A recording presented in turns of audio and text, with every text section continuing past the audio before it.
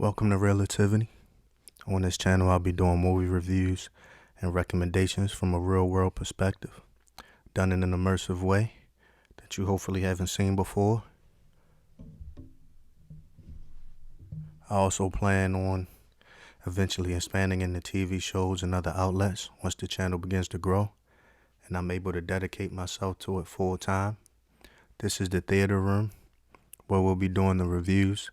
The movie we're going to be reviewing today is White Boy Rick. So sit back, relax, and let's get into it.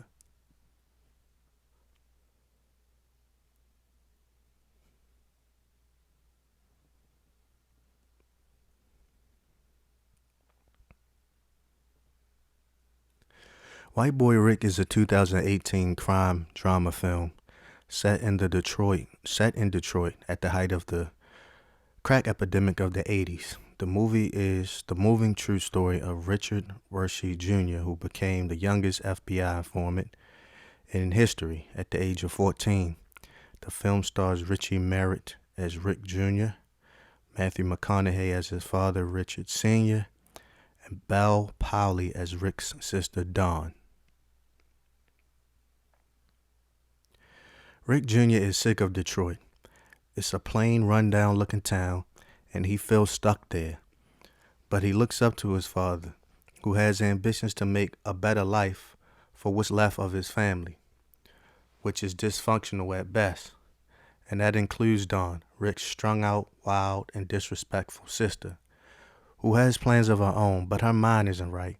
She's chasing something that isn't any better than what she's running away from. At the same time, Pops and Junior in a dangerous business, supplying guns to some of the city's most ruthless gangsters and whoever else wants them. They're not rookies in the game, but anybody can get caught up, and gun charges are not what anybody wants. Doesn't matter whether it's possession, distribution, or manufacturing, especially with their affiliations to the biggest criminals in the area. It's only a matter of time before the law puts two and two together and presses down on them. Now, those same affiliations and Pop's reputation has caught up with young Rick, and he's forced to do things he doesn't want to do to try to maintain him and his father's freedom. And Junior's in deep on both sides, way deeper than his father ever was.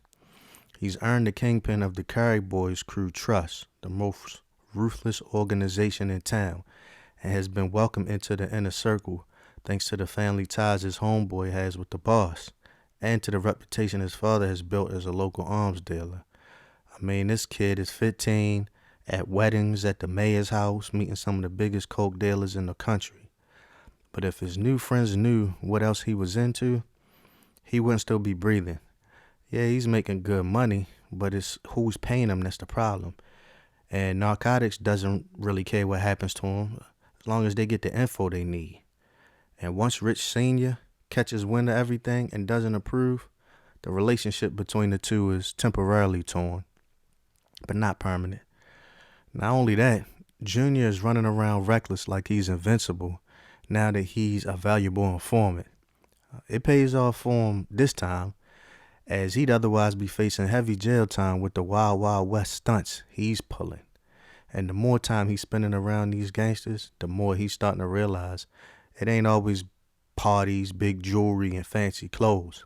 He's understanding just what got these men that have allowed him into their graces so respected and feared, and it starts to put some fear in his heart, realizing he doesn't want to be on the other end of one of those bullets. But fear is a fickle beast, and I'm of the belief whatever you fear will manifest itself if you give it enough energy.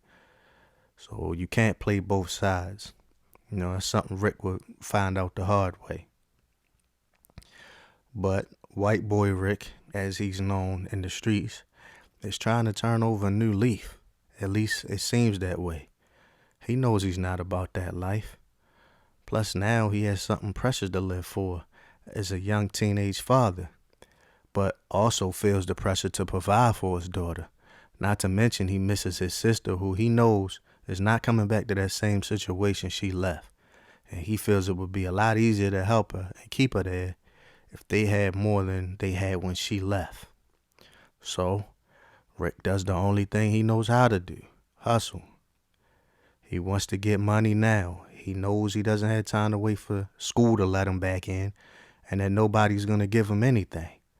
He built up some contacts during his time with the crew he was running with, so he does what he has to do and does it well. Nobody around him is wanting for anything, and he's providing for his baby, but good times rarely last in his life. Everybody knows that. It's either dead or in jail more times than not. This film really makes you feel it. Movies based on or loosely based on true events make some of the best films to me. And that just goes to show you sometimes people's real life stories are just as amazing, if not more amazing, than anything someone could create. We do a lot of complaining about the small things in life, but movies like this just remind you, no matter how bad you think you got it, somebody's always got it way worse.